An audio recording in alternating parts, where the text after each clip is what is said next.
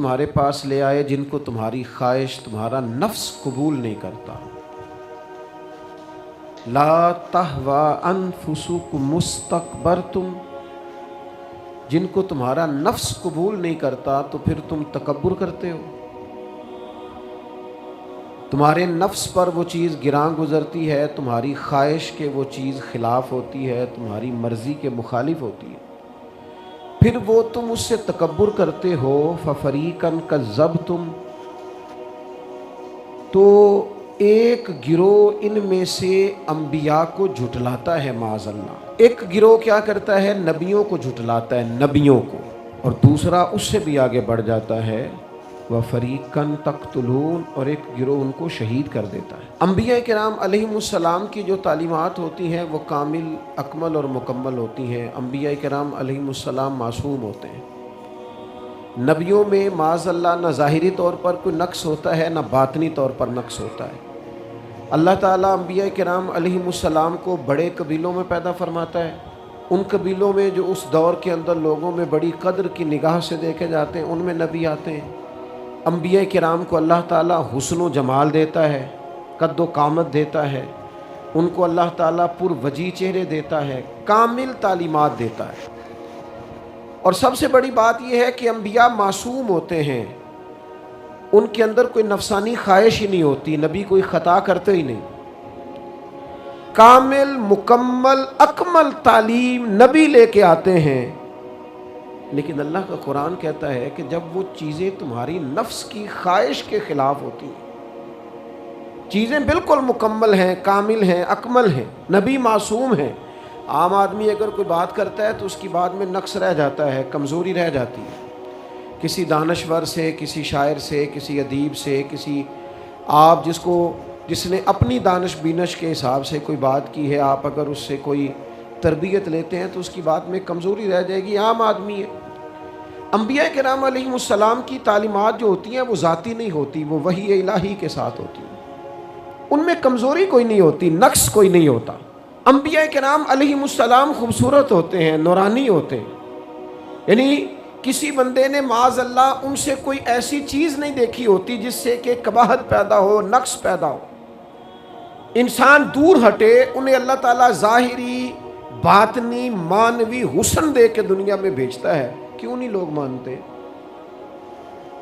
950 سال حضرت نوح علیہ السلام نے تبلیغ فرمائی، اور میرے بھائی 1.5 دن میں بندہ تھک جاتا ہے، اکتا جاتا ہے، ہف جاتا ہے. عام آدمی کی بات کر رہا ہوں. 950 سال تبلیغ کی، اور تبلیغ کرنے والا بندہ کامل ہے، مکمل ہے، اکمل ہے، درد مند ہے، سونا ہے. نہیں ماننے لوگ. کیوں؟ قرآن کہتا ہے اس کی وجہ یہ ہے کہ چیزیں وہ ہیں جو ان کے نفس کی خواہش کے خلاف ہیں، جو یہ ان کے نفس کی اور باطنی جو خواہشات ہیں ان کے مخالف ہیں. نہیں مانتے. حضرت موسیٰ کلیم علیہ السلام بنی اسرائیل کو نجات دینے کے لیے آئے تھے، راحت دینے کے لیے تشریف لائے تھے. لیکن آپ ان کے مطالبات دیکھیں کس قدر تکلیف دی. کبھی کہتے تھے نہیں مانتے جب تک اللہ کو اعلانیہ نہ دیکھ لیں. کبھی وہ کوئی مطالبہ لے کے آ جاتے، کبھی وہ پانی کا مطالبہ کرتے اور کہتے 12 چشمے الگ الگ چاہیے. کبھی وہ من و سلوہ کا مطالبہ کرتے، کبھی کہتے من و سلوہ تو آتا ہے پر ایک جیسا کھانا ہے، ہمیں تو الگ الگ چاہیے، وہ اجناس چاہیے جو زمین سے اگنی ہے. حضرت موسیٰ خوبصورت تھے، نورانی تھے، پروجی تھے. اور کمال یہ ہے کہ رب کے اتنے پیارے ہیں جن سے رب کلام فرماتا ہے. لیکن قوم ہے کہ تسلیم کرنے کو تیار نہیں، ماننے کو تیار نہیں. فقط اتنی بات ہے کہ وہ تعلیمات وہ ہیں جو ان کے نفس کی خواہش کے خلاف ہیں. اور ذرا سا انہیں موقع ملا، حضرت موسیٰ علیہ السلام 40 دنوں کے لیے کوہ طور پہ تشریف لے گئے تو پیچھے سے ایک بچڑے کی پوجا شروع کر دی. جناب کلیم واپس آئے تو پھر طرح طرح کی ہیلے بازیاں. حضرت یوسف علیہ السلام کا تو حسن مشہور ہے نا ساری دنیا میں، دنیا جانتی ہے نا کتنے سونے تھے. تو کیا اتنا خوبصورت آدمی بھی کنویں میں ڈال دیا جاتا ہے؟ کیا اتنا حسین آدمی بھی بازار میں بیچ دیا جاتا ہے؟ کیا اس قدر شخص جو ظاہری باطنی طور پر نورانی ہو، اس شخص پر بھی الزامات دھر کے جیل میں ڈال دیا جاتا ہے؟ مخلوق تو فنکار ہے اس درجہ کے پل بھر میں سنگے در کعبہ سے بھی اصنام تراشے، اور تم کون ہو کیا چیز ہے داغے کبابی، لوگوں نے تو مریم پہ بھی الزام تراشے۔ حضرت مریم سلام اللہ علیہ پر بھی، اور جناب عیسیٰ جن کو اللہ نے کھلے معجزات دیے، کوئی ضرورت تھی کسی اور چیز کی؟ جو بچہ پنگوڑے میں ہی کہہ رہا ہے انی عبداللہ، میں اللہ کا بندہ ہوں، کھلے معجزات اور وہ بھی پنگوڑے میں۔ لیکن قرآن کہتا ہے تعلیمات وہ تھیں کہ جو ان کی نفس کی خواہش کے خلاف تھی، لہذا نفس کی خواہش، وہ جو ایک جگہ پہ قرآن مجید نے کہا نا کچھ لوگوں نے نفس کی خواہش کو خدا بنا لیا، وہ چونکہ خواہشات نفسانیہ کے خلاف تھیں، نتیجہ اس کا یہ نکلا کہ ان لوگوں نے پیغمبروں، رسولوں، انبیاء، اللہ کے محبوب بندوں کو جھٹلا دیا، یہاں تک کہ قتل کر دیا۔ حضرت زکریا علیہ السلام جیسے لوگوں پر آرے چلا دی، شہادتیں ہو گئی انبیاء کی۔ وجہ کیا تھی؟ نفس کی خواہش کے خلاف تعلیمات تھی انبیاء کی، نہیں تسلیم کیا۔ نبی اکرم نور مجسم شفیع معظم صلی اللہ تعالی علیہ وسلم کے نہ سارے معجزات ان لوگوں نے اپنی آنکھوں سے دیکھے تھے، اور ایک دوسرے کے سامنے بیٹھ کے حضور کی تعریفیں کرتے تھے کہ میرا بھتیجا ہے، اس نے کبھی جھوٹ بولا ہو، ہے کبھی امانت میں خیانت کی ہو، ہے کبھی اس کے اندر کوئی نقص دیکھا ہو۔ وہ تعریفیں، وہ خوبصورتیاں، وہ رعنائیاں۔ لیکن جب حضور نے اعلان نبوت کیا نا، اب وہ جو خواہشات نفسانیہ تھی نا، وہ جو باطن کے اندر خواہشات مچلتی تھی، میں سردار ہوں، میرے ڈھیر سارے غلام ہونے چاہیے، میں کسی کو اپنا داماد قبول نہیں کرتا لہذا بیٹی کو زندہ دفن کروں گا، میں یہ کیسے قبول کر لوں کہ غریب آدمی میرے برابر میں آ کے بیٹھ جائے، برادری کی اونچ نیچ کیسے چھوڑ دوں۔ کل تک کہہ رہے تھے آپ صادق ہیں، آپ امین ہیں، آپ حسین ہیں، آپ باوقار ہیں، ہر چیز بیان کر رہے تھے، اور جیسے ہی کہا حضور نے کہ میں اللہ کا رسول بن کے آیا ہوں، جب ماننے کی باری آتی ہے نا، ماننے کی، حضور علیہ السلام پہاڑی پر تشریف فرما ہے، اور کریم محبوب علیہ السلام نے اونچی پہاڑی تھی، اس طرح کوئی آدمی یہاں دیوار پہ اوپر کھڑا ہو جاتا ہے تو آپ تو اس طرف نہیں دیکھ رہے، وہ ادھر بھی دیکھ رہا ہے، ادھر بھی دیکھ رہا ہے۔ اونچی پہاڑی پر حضور کھڑے ہو گئے اور کھڑے ہو کے فرمایا اگر میں تم سے کہوں کہ پہاڑی کے اس پار دشمن ہے اور وہ تیاری کر کے آ چکا ہے، تم پر حملہ آور ہو جائے گا، کیا میری بات مان لو گے؟ دیکھا نہیں تم نے، میں کہہ رہا ہوں دشمن ہے، تسلیم کرو گے؟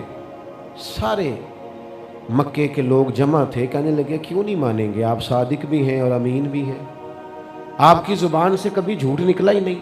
یہ خاص پیغام حسین کانفرنس میں عرض کرنا ہے آپ کو، بھائی میں اگر کہوں کہ اس طرف دشمن آ گیا ہے، تم نے نہیں دیکھا، میری زبان پر اعتبار کرتے ہو؟ یا رسول اللہ آپ صادق اور امین ہیں، آپ نے کبھی جھوٹ بولا نہیں، خیانت کی نہیں، 100% یقین ہے، مان لیں گے؟ یہ بات ماننے کو تیار ہیں، یہ بات تسلیم کرنے کو تیار ہیں کہ آپ صادق اور امین ہیں، تو حضور نے فرمایا جس زبان سے تم یہ ماننے کو تیار ہو نا کہ اس طرف دشمن کھڑا ہے حملہ کر دے گا، اس زبان سے یہ بھی مان جاؤ کہ میں اللہ کا سچا رسول بن کے آیا ہوں۔ آپ میری بات کو سمجھیں، تھوڑی دیر پہلے بیک وقت کہہ رہے ہیں بالکل آپ جو کہتے ہیں حق اور سچ ہے، اور اب جب کہا میں رسول ہوں مان جاؤ، تو معاذ اللہ تعالیٰ ابو لہب کہنے لگا آپ کے ہاتھ ٹوٹ جائیں، آپ نے ہمیں اس کام کے لیے بلایا تھا، طرح طرح کی بولیاں بولنے لگے۔ جب مفادات پر چوٹ لگتی ہے، جب خواہشات نفس کو چھوڑنا پڑتا ہے، جب ذرا اپنی طبیعت پر کچھ چیزیں بوجھ بنتی ہیں۔ میرے اصحاب قبلہ عالم فرمایا کرتے تھے ہمارے دشمن جب ہم پر تنقید کرتے ہیں تو کئی باتیں غلط بھی کرتے ہیں لیکن کچھ باتیں ٹھیک بھی ہوتی ہیں، بجائے اس کے کہ ہم اسی وقت اٹھ کے قبول کریں، تسلیم کریں کہ جناب یہ بات جو آپ نے کیا یہ بالکل ٹھیک ہے، میں کھلے دل سے اس کو قبول کرتا ہوں۔ اتنی جرت کون کرے؟ اتنی ہمت کا مظاہرہ کون کرے؟ وہ چیزیں جو ہمارے نفس کی خواہش کے خلاف ہوتی ہیں ہم قبول کرنے کو تیار ہی نہیں ہوتے۔ لیکن جو مزاج دین ہمیں عطا کرتا ہے، وہ دین ہمیں یہ عطا کرتا ہے کہ جب تم یہ دیکھو نا کہ بات جو ہو رہی ہے وہ بات ٹھیک ہے، اگرچہ میرے مفادات کے بھی خلاف ہے، اگرچہ میرے نفس کی خواہش کے بھی خلاف ہے، اگرچہ میری سرداری کے بھی خلاف، ہو سکتا ہے میرا مالی نقصان بھی ہو، لیکن چونکہ ٹھیک ہے لہذا مجھے قبول کر لینی چاہیے۔ یہ جرت پیدا کریں اپنے دل کے اندر، یہ طاقت پیدا کریں، یہ آج کا پیغام ہے۔ آپ دیکھیے حضرت فاروق اعظم رضی اللہ تعالیٰ عنہ نے مسئلہ بیان کیا، تو جناب فاروق اعظم رضی اللہ تعالیٰ عنہ نے اس مسئلے میں عورتوں کے مہر کے متعلقہ، جو حق مہر ہوتا ہے خاتون کا، اس کے متعلقہ جناب عمر نے کوئی مسئلہ بیان کیا۔ تو آپ جمعہ پڑھا کے باہر نکلے تو ایک خاتون کھڑی تھی دروازے پر، کہنے لگی امیر المومنین حد ہو گئی ہے، آپ عورتوں کو مہر لینے پر پابندی لگا رہے ہیں، اتنا لینا اتنا نہ لینا، اور اللہ رسول نے کھلی اجازت دی ہے جتنا مرضی لے لیں۔ اس خاتون نے دلائل پیش کیے۔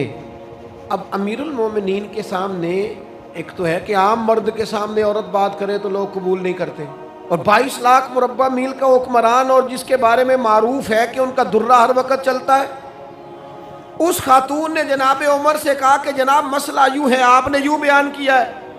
اب ارد گرد لوگ کھڑے تھے، کسی نے یہ نہیں کہا گستاخ معاذ اللہ تو کیا کہہ رہی ہے، امیر المومنین کے سامنے کلام کرتی ہے۔ بات حق تھی، کسی نے جرت نہیں کی۔ ایک شخص حضرت عمر سے کہنے لگے حضور آپ کچھ بولتے کیوں نہیں، کوئی تبصرہ کریں۔ فرمانے لگے بولنا کیا ہے، ایک مرد نے خطا کی ہے اور ایک عورت ٹھیک کہہ رہی ہے، اس کی بات درست ہے، میں کھلے دل سے قبول کرتا ہوں۔ نفس پر گرچہ چوٹ لگتی ہے اسے قبول کریں، کیوں حق کے معاملے میں حضرت صاحب بندے بڑے اچھے ہیں، قبلہ بڑے نفیس آدمی، اور جناب ان کی طبیعت بڑی اچھی ہے، تو پھر آپ قبول کر لیں ان کی بات کو۔ کہتے ہیں آپ دعا کریں میرے لیے میں قبول کر لوں، آپ دعا کریں میں ٹھیک ہو جاؤں۔ وہ خدا کے بندے جسے تو ٹھیک سمجھ رہا ہے اس کی بات کو قبول کر، اس بات کا قائل ہو جا، اس پر عمل کر۔ ہمارے مزاجوں میں وہ جو نفسانی خواہشات کا غلبہ ہے آج بھی پوری طرح وہ ہمیں اپنی لپیٹ میں لیے ہوئے، ہم سمجھنے کو تیار نہیں ہوتے۔ حق حق ہوتا ہے، اور جب حق واضح ہو جائے پھر نفسانی خواہشات کو نہ دیکھو۔ نفس ایک بچے کی طرح ہے، اس کی ایک بات مانو گے دوسری خواہش کرے گا، دوسری بات مانو گے تیسری خواہش کرے گا۔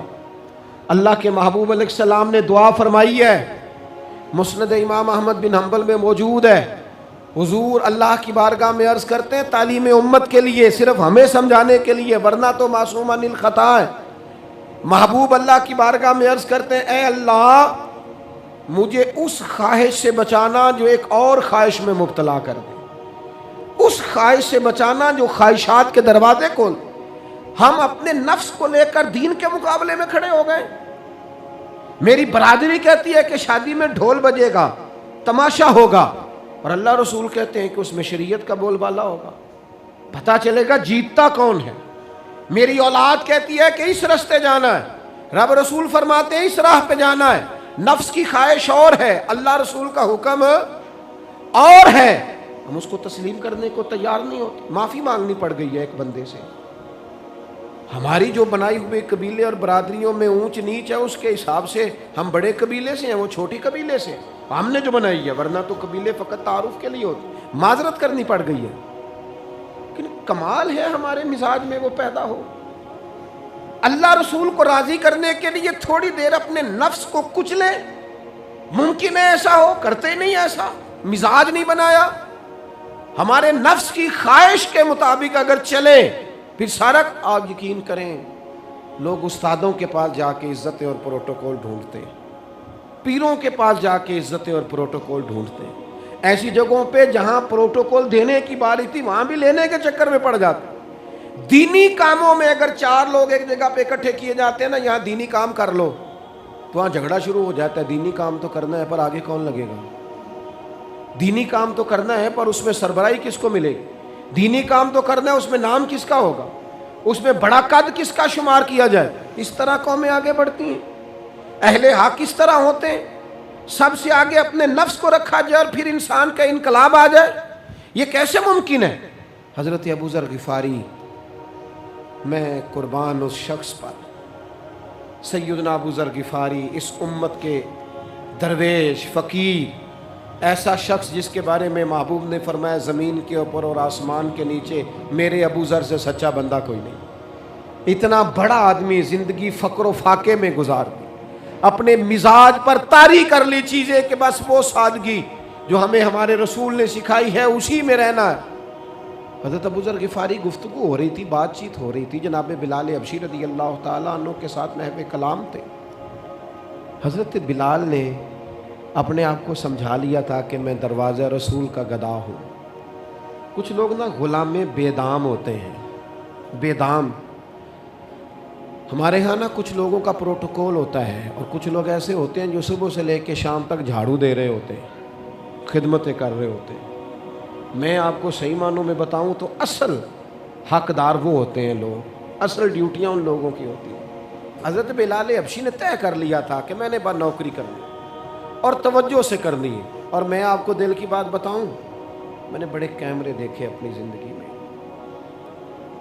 میں نے بڑا کچھ دیکھا تھوڑے وقت میں. میں آپ سے عرض کروں, وہ بڑی مزیدار زندگی ہوتی ہے جس میں انسان تھوڑا پیچھے بیٹھا ہوا ہوتا ہے, جس میں نا بہت سارے کام ہیں. میں تھوڑے دن پہلے ایک جگہ جماعت کرانے کے لیے کھڑا ہوا, ایک صاحب نے جماعت کی ویڈیو بنانی شروع کر دی. بعد میں مجھے دوست بتانے لگے, وہ خدا کے بندے, عبادت تقریر میں کبھی رونا آ جاتا تھا, دعا میں رونا آ جاتا تھا, میں نے ضبط کرنا شروع کر دیا, چھوڑ دیا. لوگ آنسو بیچنے لگ جاتے, پیر صاحب رو پڑے. پیر صاحب کس بات پہ روئے؟ او خدا کے بندو, پیر کو معافی لے لینے دو اللہ رسول سے, اپنے لیے اپنے سنگیوں کے لیے اللہ کے حضور اسے آنسو بہانے دو.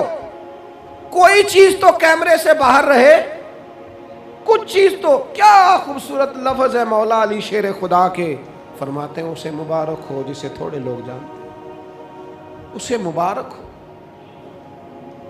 سے ثبوت نہ پوچھو میتھوں, پلائے نظر کرم کا دھوئی. اے میں جانا یا دل بر جانے, غیر نہ جانے کوئی. میں مسکین پرانا خادم, کسے در ملی نہ ٹوئی. یہ تے واصف یار نے نظر جو کی تھی, تے واصف واصف ہی ہوئی. یہ تو اس کا فیصلہ ہے, ہمارے لیے مقام شکر ہے. ہر مقام پر شکر گزار ہیں, عاجزی کرتے ہیں. لیکن جو معاشرے کا ماحول بن گیا, یعنی ایک بندے سے بھی آپ بغیر کیمرے کے ملاقات ہی نہیں کر سکتے. وہ زیارت کرنے آتا ہے اور وہ ساتھ کہتا ہے 30 سیکنڈ کا میں نے کلپ بھی بنانا ہے. وہ تو زیارت ہو گئی, بس ختم ہو گئی بات. یہ کون سی زیارت ہے جو تو نے قید بھی کرنی ہے ساتھ؟ خدا کا خوف کرے. کیا کس طرف ہم جا رہے ہیں؟ بہرحال عام دام برسر مطلب حضرت بلال حبشی نے طے کر لیا تھا اپنی زندگی میں سادگی, پیچھے پیچھے رہنا ہے. وہ شہرت سے بچنے والا پیچھے پیچھے رہتا ہے, اور میرا جی چاہتا ہے ساری غزلیں اس ظالم کے نام کریں. کچھ لوگ طے کر لیتے ہیں میں نے پیچھے پیچھے رہنا ہے, ان کے اعلان کیے جاتے ہیں, بلایا جاتا ہے, پھر بھی پیچھے نکل جاتے ہیں. جو عرض کرنا چاہتا ہوں, حضرت سیدنا بلال حبشی نے طے کر لیا تھا. ایک دن کسی بات میں نا ہو جاتا ہے رائے کا اختلاف. رائے کے اختلاف کو کبھی مخالفت نہ بنائیں. اپنوں سے اختلاف ہو تو اختلاف رائے رکھیں, رائے دیں, حکم کبھی نہ دیں. ہمارے یہاں لوگ حکم دیتے ہیں, رائے نہیں دیتے. بعد میں ادھر ادھر بیٹھ کے شکوے کرتے ہیں, دسو جی میری منی نہیں. وہ بھی تیرے سے مشورہ لیا تھا, قبول بھی ہو سکتا ہے, رد بھی ہو سکتا ہے, ختم ہو گئی بات. کسی بات میں جناب ابو ذر غفاری کا اور حضرت بلال حبشی کا رائے کا اختلاف ہو گیا. اب حضرت بلال حبشی غلام ہے جناب ابو ذر بڑے قبیلے سے. تو جناب ابو ذر غفاری نے بات کرتے کرتے حضرت بلال کو کہہ دیا, او حبشن کے بیٹے. تھے بھی وہ حبشن کے بیٹے, لیکن حضرت بلال کے دل کو تکلیف ہوئی. بعض لوگ کہتے ہیں میں نے سچ ہی بولا ہے. سچ اپنے بارے میں بولنا, تو دوسروں کے بارے میں سچ بولتا ہے, اپنے بارے میں بول. صرف تو دوسروں کے لیے بولے, او جی میں نے سچ ہی تو بولا تھا. سچ بولنے کی بھی حکمت ہے. سچ بولنے کی سب سے بڑا سچ کسی کو اللہ کی طرف بلانا ہے. اور میرا رب فرماتا ہے ادعو الی سبیل ربک بالحکمہ. کسی کو اللہ کی طرف بھی بلاؤ تو دانائی کے ساتھ بلاؤ, حکمت کے ساتھ. سب سے بڑا سچ بھی بولو تو دانائی کے ساتھ بولو. تو نے سچ بولا ہے اور تو نے لوگوں کا کلیجہ چیر کے رکھ دیا. یہ کیا انداز ہوا تیرا سچ بولنے کا؟ یہ کیا طریقہ ہوا؟ حضرت سیدنا بلال حبشی رضی اللہ تعالیٰ عنہ کو جناب ابو ذر غفاری نے کہا حبشن کے بیٹے بات سچی تھی. حضرت بلال کو تکلیف ہوئی, کونے میں بیٹھ کے روئے. اور غلام روئے اور آقا کو خبر نہ ہو. تڑپے جو ہم یہاں تو مدینے خبر گئی. हुजूर अलैहिस्सलाम पता चला महबूब ने मिंबर सजाया। हुजूर की आदत थी नॉमिनेट करके इस्लाह नहीं करते थे, बाय नेम नहीं, नामजद करके नहीं, ओवरऑल बात कर देते, समझने वाले समझ जाते। हुजूर फरमाने लगे लोगों को क्या हो गया है, मैंने तो जाहलियत की सारी बातें पांव तले रोन दी थी, अभी भी कहते हैं बिलाल को हबशन का बेटा। हजरत अबू ज़र ग़िफ़ारी कहते हैं बाकी तो कोई ना समझे तो मैं समझ गया। बड़ा मुश्किल होता है मजमों में उठ के माफ़ी मांगना। हमारे यहाँ बाद लोग माफ़ी भी इस तरह मांगते हैं कि यूँ लगता है गन भी साथ पकड़ी हुई है, माफ़ी दो वरना गोली मार दूंगा। माफ़ी मांगने का भी तरीका सलीका नहीं आता। और दुनिया में कुछ ऐसे नफ्स परस्त हैं, इनको उस्तादों से माफ़ी मांगने पड़ी तो नहीं मांग सकते, मशाइख से माफ़ी मांगने आती है तो नफ्स के बंदे बन के नफ्स की गुलामी करते हैं, लेकिन अपनी इज्जत की जगहों को भी दुरुस्त नहीं करते। कितना बड़ा मुजरम है जो बाप से भी माफी ना मांग सके, जो मां से भी ना कह सके मैं गलती कर गया था। इतनी बड़ी नफ्स परस्ती, तूने आका बना लिया अपने नफ्स को अपना। मजमों में माफी मांगना, एतराफ करना, हक को कबूल करना, अपने नफ्स को ज़िबा करना। हजरत अबू ज़र ग़िफ़ारी मजमे के बीच उठ के खड़े हुए, चमकता दमकता चेहरा, कबूलियत हक का जज्बा, अपने नफ्स को चीर देना और उस पर पांव रख के रब रसूल का कुर्ब हासिल करने का जायका। जनाब अबू ज़र ग़िफ़ारी हजरत बिलाल के करीब गए और फिर उनके सामने लेट गए, रो के कहने लगे हबशन के बेटे उठा अपना पैर और रख मेरे सीने पे। मैं इस कौम को बताना चाहता हूँ कि था तो तू हबशन का बेटा, पर जब से मदीने वाले का कलमा पड़ा है कायनात में इज्जत वाला हो गया है। ये देखो किसने ज़र्रों को उठाया और सहरा कर दिया, किसने कतरों को मिलाया और दरिया कर दिया, किसकी हिकमत ने यतीमों को किया दुर्र यतीम और गुलामों को दुनिया भर का मौला कर दिया। हमारा नफ्स की ख्वाहिश बची, रिश्ते नहीं बचे। हमारे नफ्स की ख्वाहिश बची, ताल्लुकात नहीं बचे। नफ्स की ख्वाहिशें बची, हमारे अपने नहीं बचे। नफ्स की ख्वाहिशें बची, माल जमा हुआ, ध्यानतदारी नहीं बची, वादों की पाबंदी नहीं बची, तिजोरियां भर गई, रूहें उजड़ गई, बददियानती से रिस्के हराम से कमाया हुआ माल, कारें कोठियां बंगले बन गए, बातन उजड़ गया। इसलिए कि नफ्स की ख्वाहिश पूरी की। नफ्स के सामने अगर अंबिया की भी तालीमात आई, लोगों ने तकब्बुर किया, कत्ल तक कर दिया नबियों को, लेकिन अपने नफ्स की ख्वाहिश के खिलाफ जाने को तैयार न हुए। खुदारा वापिस आ जाओ, खुदारा। वक्त आया, ये वक्त बदलता रहा, ये दौर तब्दील होता रहा। लोगों ने अपनी बादशाहियां कायम करने के लिए बड़े बड़े कत्ल किए। हलाकू खान ने इंसानी खोपड़ियों के मीनार बनाए। लोगों ने बड़े बड़े जुल्म किए, जबर किए, खौफ और हिरास फैलाया, अपने इख्तिदार पक्के करने के लिए बड़े बड़े जबर किए। फिर क्या हुआ? ऐसी ऐसी बीमारियां लगी जिनके इलाज ही कोई नहीं थे दुनिया में। भरी हुई तिजोरियां, पैसे बाहर गिर रहे हैं, पर डॉक्टर कह रहा है तेरा मर्जी वो है जिसका इलाज ही कोई नहीं। अल्लाह तबारक व तआला के कानून से जब लोग टकराते हैं फिर पाश पाश हो जाते हैं। वक्त गुजरा, टाइम यजीद का आया।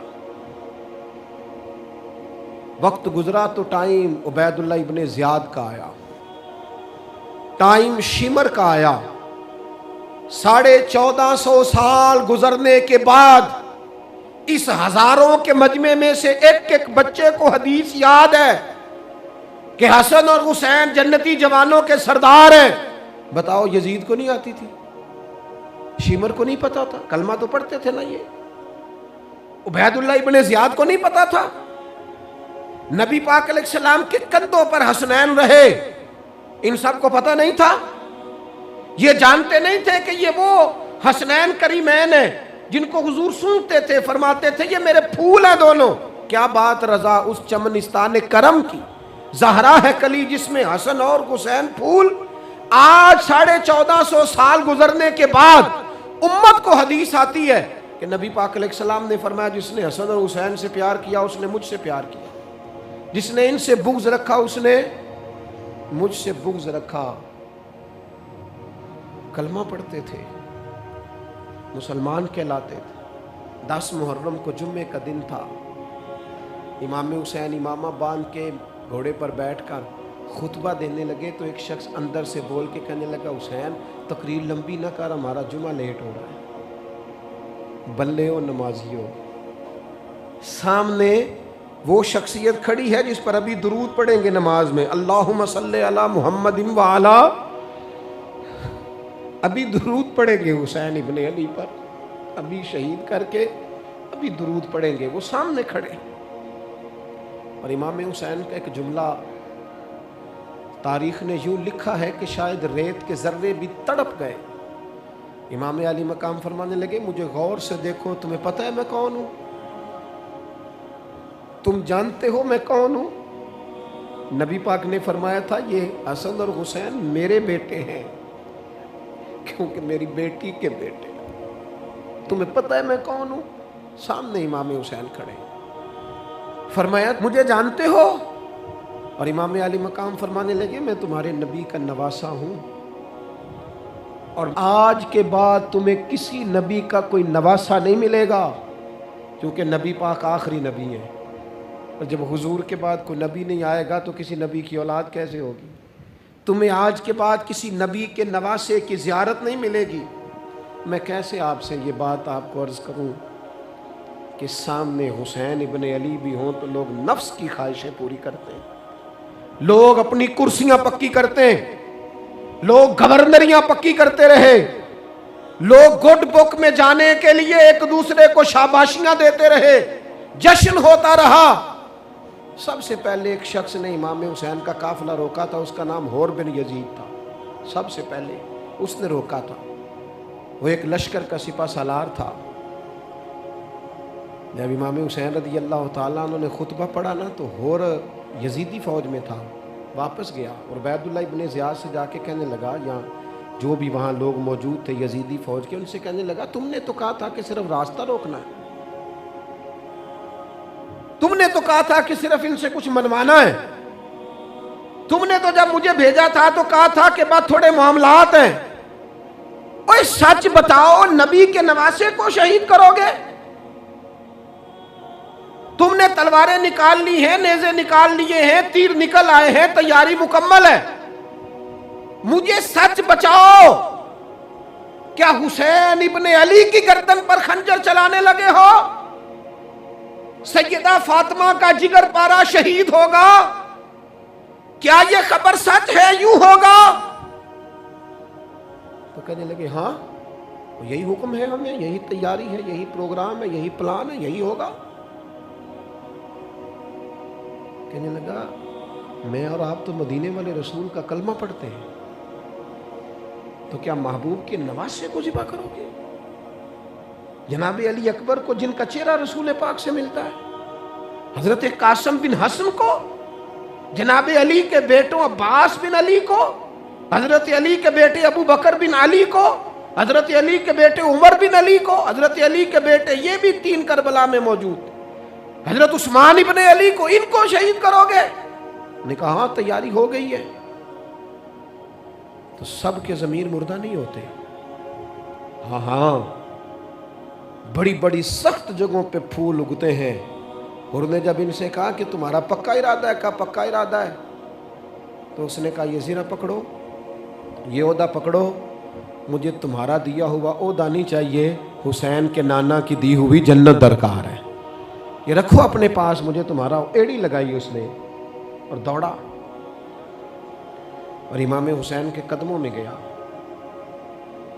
کہنے لگا حضور میں مجرم ہوں، میں خطا کار ہوں، میں نے سب سے پہلے آپ کو روکا تھا، پر مجھے قسم ہے اللہ کی میں جانتا نہیں تھا ان کا ارادہ کیا ہے. حضور بھول گیا، غلطی کر بیٹھا، یہ اندھے ہوں گے، ان کی آنکھوں میں پٹی بندی ہوگی، اور مجھے تو پتہ ہے نا کہ دنیا کو پھر محمد کا نواسا نہ ملے گا، مجھے خبر ہے. اگر معافی مانگوں تو معاف کر دو گے؟ پہلا مجرم ہوں، میں نے روکا ہے، اگر آ جاؤں تو قبول کر لو گے؟ یہ ظرف، یہ حوصلے، یہ توانائیاں اگر ہیں تو سیدہ فاطمہ کے دودھ میں ہیں، یہ شیر خدا کی تربیت میں ہیں، یہ محبوب نے جو ان کی زبانوں کو چوسا تو اس کرم میں ہے۔ حضرت امام